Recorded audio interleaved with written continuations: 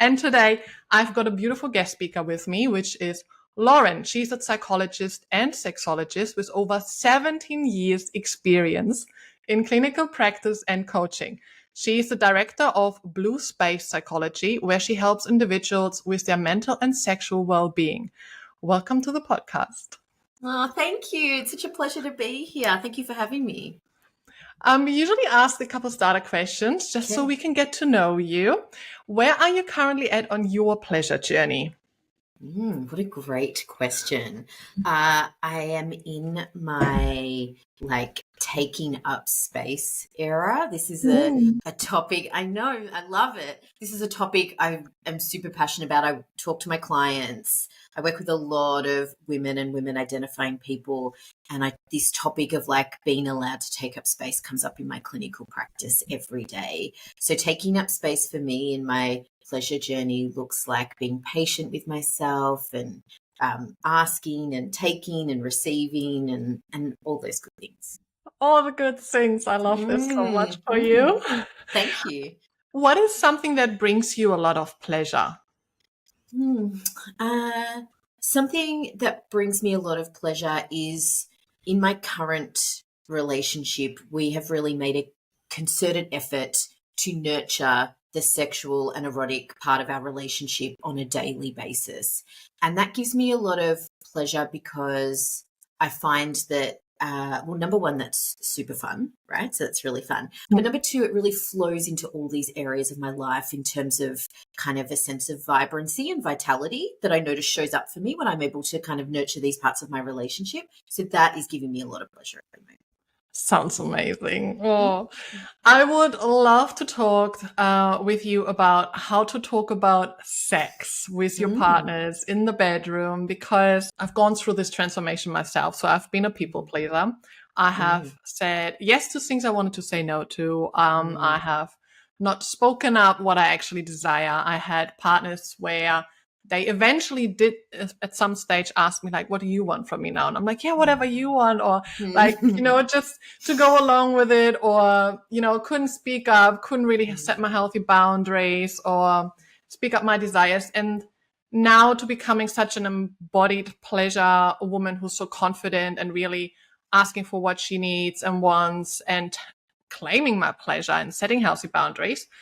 And especially because a lot of people who are following me or getting to know me, then eventually meeting me, they are like, oh my God, you're talking about the things that I can't even talk at home to my partner. And you talk about this on social media like it's breakfast. And I'm just like, yeah, this has been a huge step, a huge transformation. And there are so many women, but also men who reach then out to me and ask, how do you do it?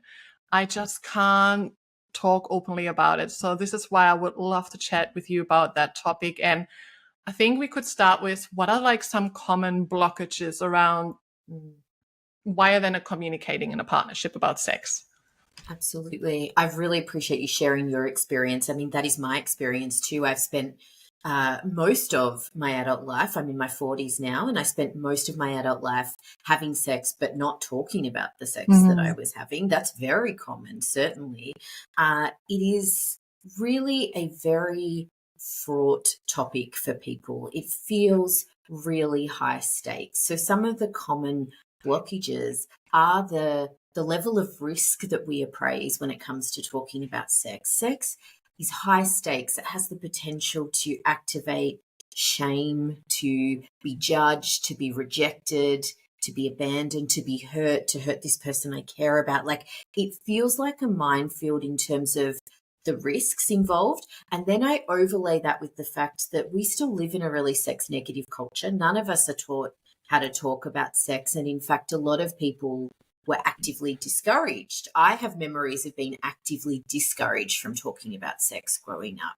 So I overlay all my fears about being judged and rejected with the fact that it's definitely not a skill I've ever been actively taught and didn't really have the opportunity to learn about and practice. And most of us just started having sex without being taught how to talk about it.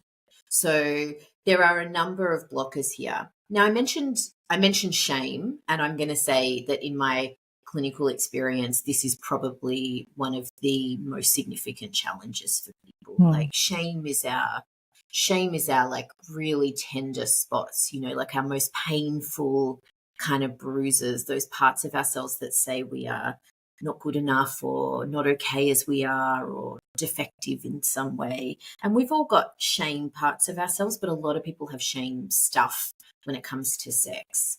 And the risk of that being activated is so great, so significant, and so deeply painful. I can really understand why people would rather just avoid that. That feels high risk. I get a lot of people reaching out and then saying they actually are ashamed of, I can't really like say that this is my desire or my fantasy or that I've got this fetish or that I want to try this kink. Some of the men that reach out and ask, how can I get my partner to try pleasure toys and tools, for example, which I always say, like, you can't like manipulate anyone to do anything, but you can have an open, honest communication. Why is communication so important though within that relationship about sex? Yeah. So communication about sex is really important for a couple of key reasons. I actually did some research on this last year. I had a paper published last year, and the research told us that sex, when it comes to sexual communication rather, it is one of the biggest predictors of two things. It is a really big predictor of sexual satisfaction. So how effectively I appraise my sexual communication with my partner or partners is going to directly correlate to how satisfied I am with the sex that I'm having. And it's also, this is so interesting to me, sexual communication also has a really strong protective function for desire. And as you probably know, people are very concerned about their levels of sexual desire. It's still the number one reason people seek kind of sex therapy is support for issues of sexual desire, particularly mismatched desire in a relationship. So people are very concerned with their levels of want for sex, their levels of interest for sex. And the research tells us that talking about sex and communicating about sex can really protect our levels of desire, meaning that it can help us really cultivate a desire for sex or a want for sex. So those three factors, so we've got sexual communication, sexual desire, and sexual satisfaction, they're all related, and they can really kind of protect each other and help each other and make each of those factors better. And in fact, this is like a really fun fact for people with vulvas. The research also showed that people with vulvas are more likely to have more frequent orgasms and more intense orgasms if their sexual communication was appraised to be really high quality. So it's pretty motivating. It's pretty motivating. Yeah. And it's like, I find it now very like so much more satisfying personally for myself, obviously, when I actually now speak up and really tell them how I like it and what I desire in bed. But also I have got the feedback now from them that they find it so hot when I am confident in myself and actually tell them, no, go a little bit like, I like it this way, or I would love if you could do this now. They actually loving it. They're getting some direction and they're getting feedback to it, and they are really loving how embodied and confident I am. So it's actually also, I think once we start opening up and get this feedback from the partner as well, it can actually help to really enhance that even more with that communication. What are some of the beginner tips, or what could you recommend to someone who is in that position now of, I would love to get there, and I know it's not going to happen overnight, but how could I start? What could I do to just ease into that communication with my partner?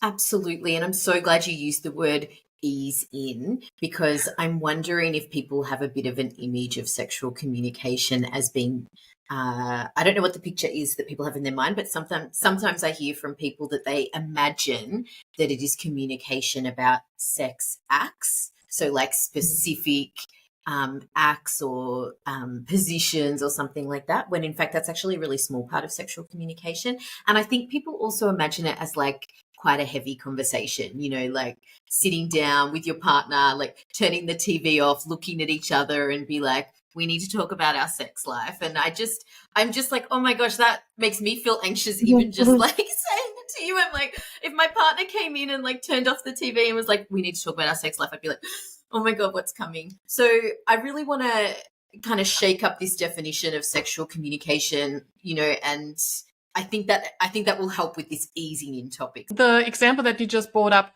it's similar to these checklists that you can get from kink educators, coaches out there. It's like, okay, if you want to have this conversation, here's your checklist, and you can go through with your partner of like, yes, maybe, or that's a hard limit. And sometimes this is where people start. They just take this big checklist and they're like, all right, let's talk about it. Let's go through it.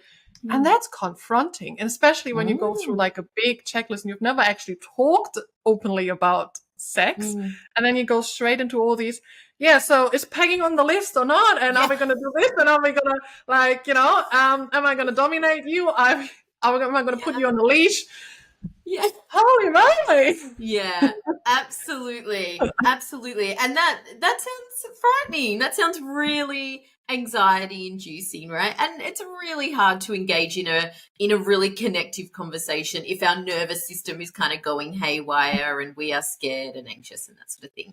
So actually, my kind of first bit of advice for easing in, particularly if this is a first conversation or you haven't talked about sex with this partner for a really long time, is actually to remember that this initial conversation is not a place where we're going to be raising issues or solving problems, and instead frame it as the first of an ongoing dialogue where we're starting by simply looking for willingness and openness. Is my partner kind of willing to come on this journey? And so that can look like something as simple as, I listened to this podcast today talking about sexual communication, and I realized that it's something we don't talk about. And I feel a bit awkward here. I feel a bit awkward bringing it up, but it occurs to me that I care about you very much and I want us to both have really great experiences of our sexuality for a long time to come. What do you think? Are you up for us kind of, even if it's a bit orcs and we're a bit clunky, are you up for us talking about it a bit more and exploring this a bit more? And hopefully you get a yes.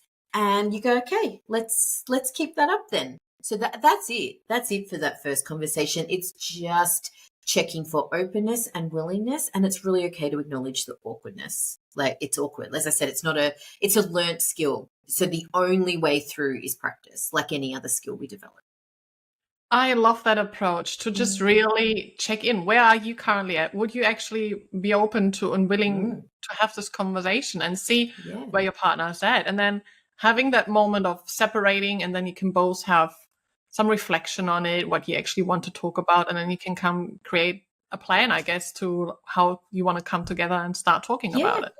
Absolutely. My other tip there, I mentioned in that example about like, hey, I listened to this podcast today. The using of external resources is a really lovely strategy to turn the heat down. And you mentioned before, worksheets like yes, no, maybe list. There's obviously card games, there's podcasts, there's shows. Like, there's so many ways that shifts the feeling, in terms of managing people's nervous systems in this conversation.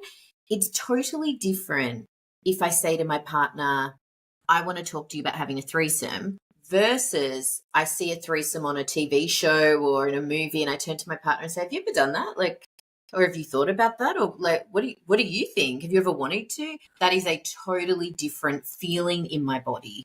And that's going to invite a lot more openness. I always bring this kind of similar scenario to the ones who say, I would love my partner to use sex toys. I always suggest you could say you've either found one of my reviews and you heard about this amazing sex toy that brings all these amazing orgasms and features. And you could ask your partner, what do you think about, that particular sex toy? Would you be open to explore it? Or have you actually used toys?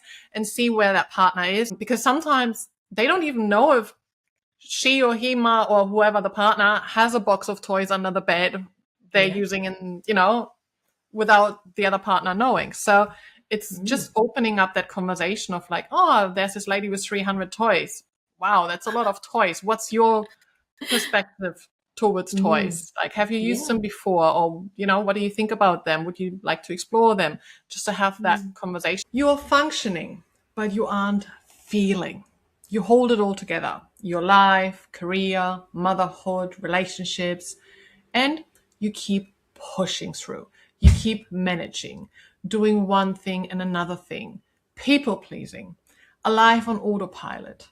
And underneath all of it, you ask yourself, Is that really it? Is that what's life supposed to be? Your mind rarely stops. You keep overthinking. Your sleep is broken. Your digestion is off.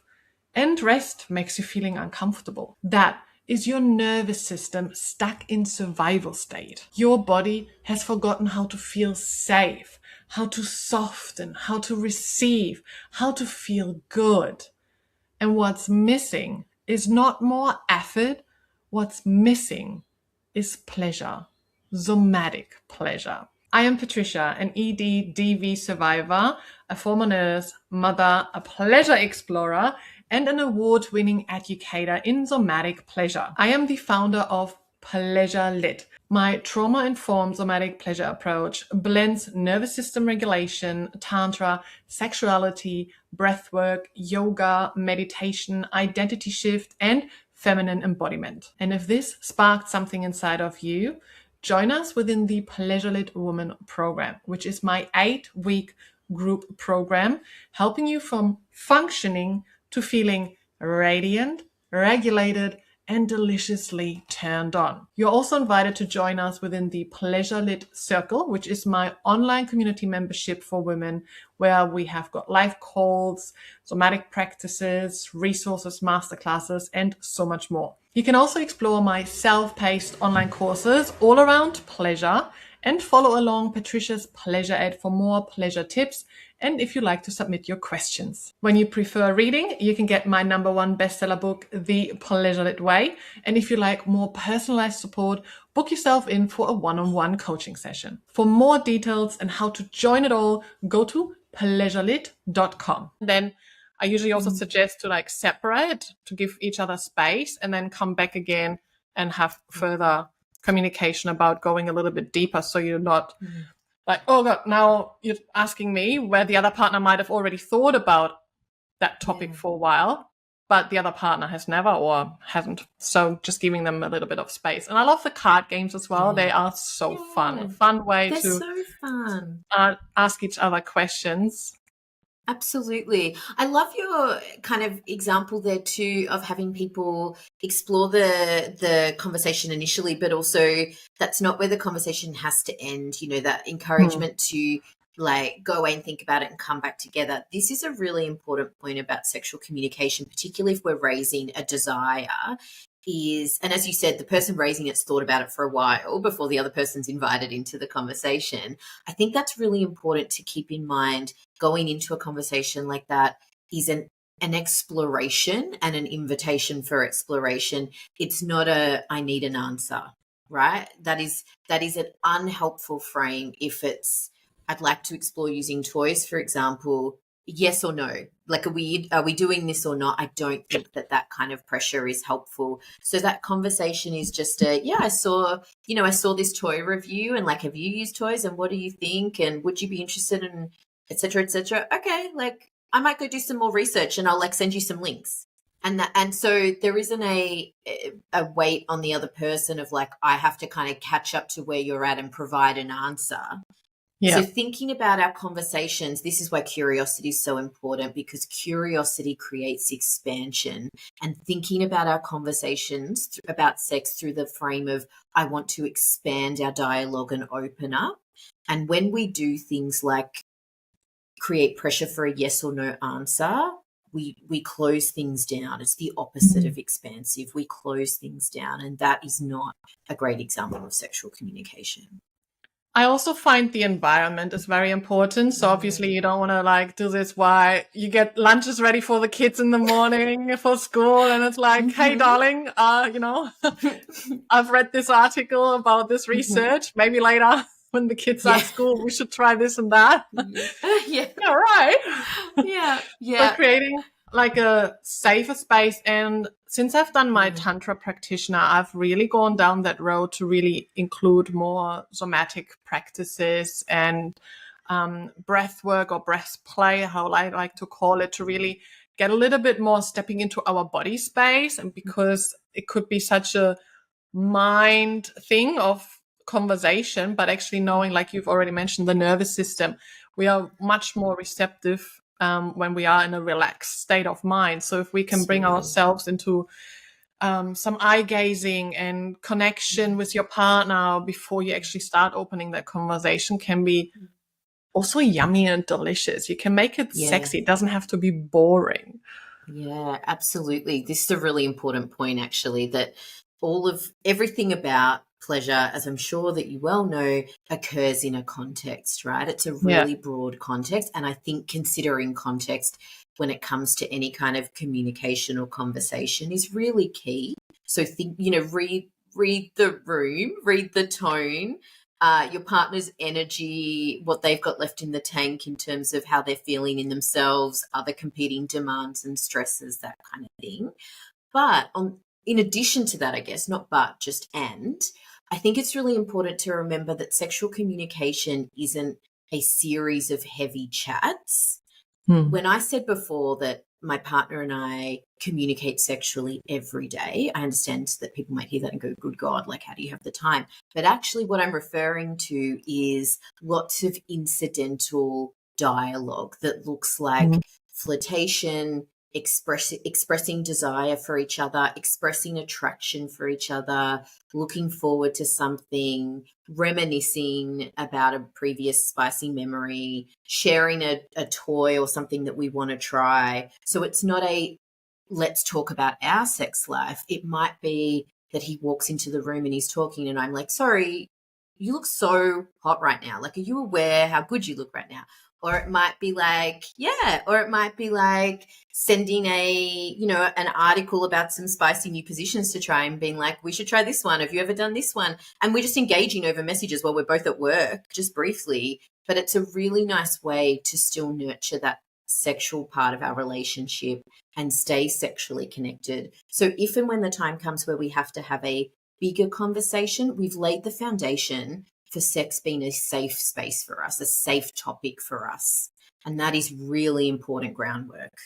I love that because the way you approach it, like seeing something, texting, it's like you see, I don't know, someone has opened a new restaurant and you send that screenshot to your partner. It's like, oh, a new restaurant has opened up. Maybe we should book dinner for that day. Or you've got some really amazing meal in front of you and you share that with your partner. And it's like, oh my God, this was just so delicious. We should come here next time together. But that easy should, like you said, with, oh yeah, this sex position, or I've just seen this toy, or I just read this, and then just send it to your partner. It becomes so easy and light. So, and I love that you also just mentioned it doesn't have to be this series just talk. There can also be non-verbal forms. Like, could you give some more examples around this, how it can be like in a non-verbal form, the communication? Yeah. Oh, yeah, absolutely. Because what we're talking about here is being in an erotic space together. So it's expressing that I see my partner as a desirable person. I might do things like get ready in the morning. He goes to work much before me. I often get ready and then send him a selfie when I'm like in my underwear getting ready, right? So all these things that show I still see you as my sexual partner. Some other examples are the way we send cues to each other about what we feel like. We have like a candle in our bedroom. If one of us lights the candle, we know what that means, right? We know that means we're saying like, I want to be, it does not mean, I want to be clear, it doesn't mean I'm up for necessarily like 3 hours of acrobatic sex every night. It does mean I want to spend some time with you in an erotic space together. So we might do that and then it might be late. We're all tired. We've all got busy lives and long days at work. It might just mean we want to like be connected for a few minutes. So it's not always these big productions, but it is about engaging in an erotic way every single day. Oh, we express admiration for each other. Admiration is a wonderful predictor of relationship success and sexual connectivity. So we genuinely admire and appreciate each other. So when I say this, I'm talking like he's one of my biggest hype fans on my Instagram. You know, if I'm sharing something on my business page, he's like sharing it on his page. We're expressing this genuine, like, I think you're great. And that's really hot. So these kinds of back to basic stuff that come much more easily at the start of the relationship, and they can kind of pitter away if we're not careful. Spontaneous, and there's responsive desire. And for anyone listening, could you just explain the difference and how that plays a role in communication with each other about sex? Absolutely. So spontaneous desire is what I think most people think of when it comes to desire, which is that I am just going about my day and I just might suddenly have the urge for something sexual. I suddenly have like a sort of horny thought or feeling and I'm like, oh yeah, I could like go for some sex. Damn, I wish my partner was here. That is not actually how a lot of people experience their desire. And also, it changes over the lifespan anyway. So, even if you've had that experience before, your desire could change and it could become more responsive. Responsive desire is desire that shows up when it's got something to respond to show up for. When there is something happening, whether that's like the candles lit or like I get into bed, naked with my partner and like feel his skin or he touches me in a certain way or I use a certain toy or I maybe listen to porn or watch something sexy and then I'm like, I wasn't really fussed. I hadn't thought about sex all day, but now I kind of feel like it. Now I'm kind of responding.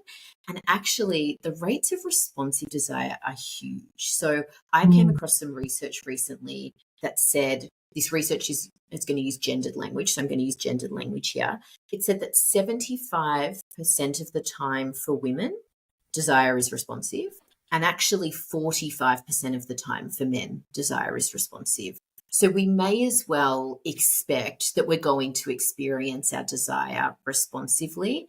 This is really important for sexual communication because you can imagine how if we're not kind of talking about these things and talking about what kind of activates desire for us, it might be easy to assume it is just gone. And this is this language we hear, right? I've lost my sex drive. I've lost my interest in sex. I have low desire. And I'm talking to people about this every day. Like maybe your desire is just being experienced differently in your body now. And that's so okay. But it does highlight the importance of communication and of expressing interest and fondness for each other and knowing what it is that generates interest in each other. So this is a really important piece to sexual communication for sure.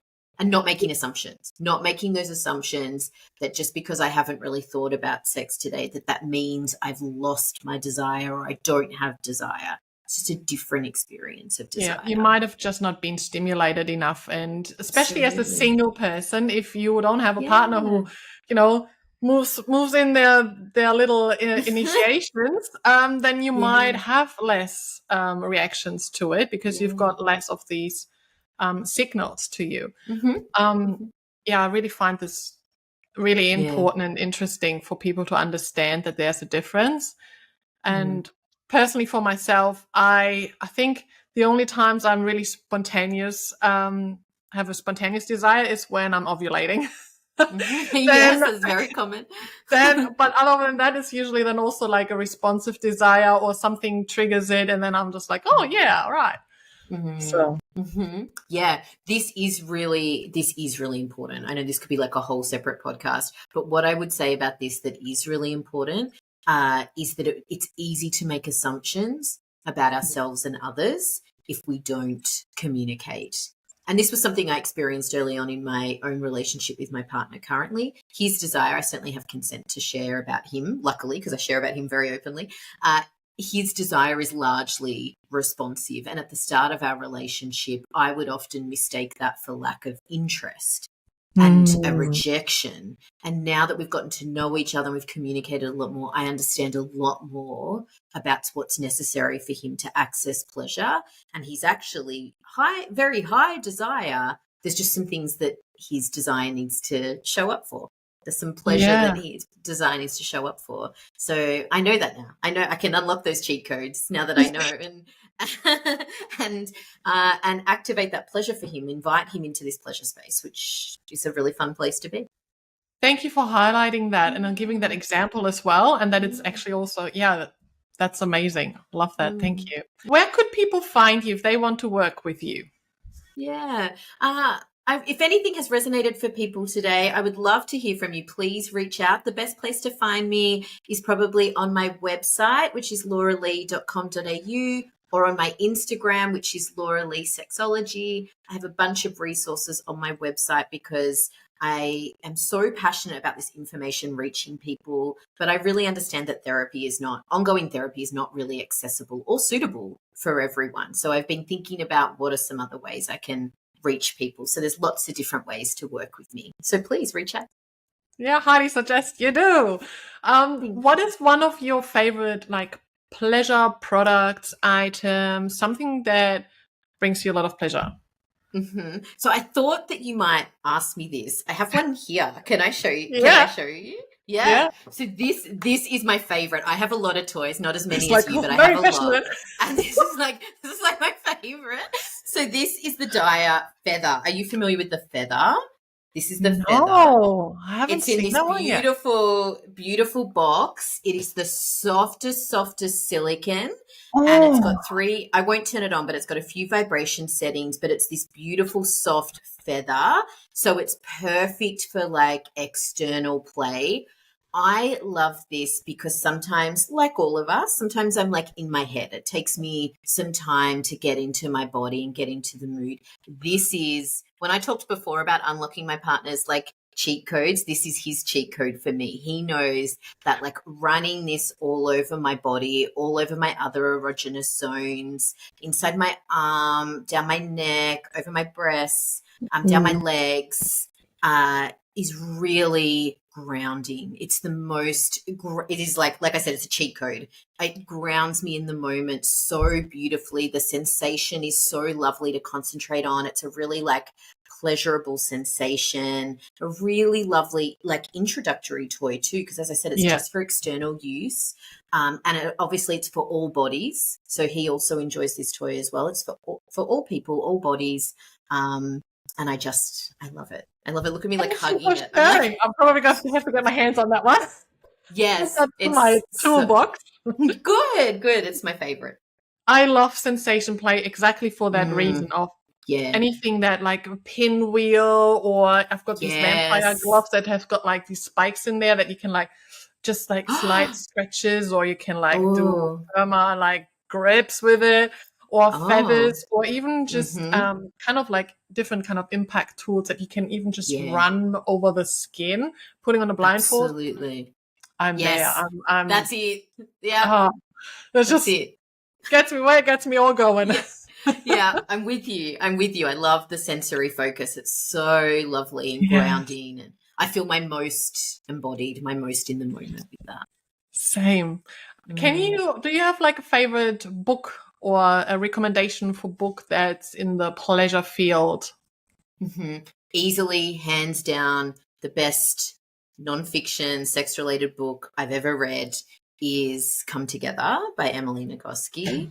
Hands down, my most favorite, my most practical. I use it every day in my practice, but also in my own relationships, because it talks about some of what we've talked about today, the context within which this has to occur. No one is spending their day, disconnected, disembodied, and then falling into bed and having 3 hours of hot sex. That's not what we do. So this idea of like cultivating pleasure and connection and desire and all of this stuff during the day as this flowing fluid process is such a helpful frame to have. So yeah, that's my fave.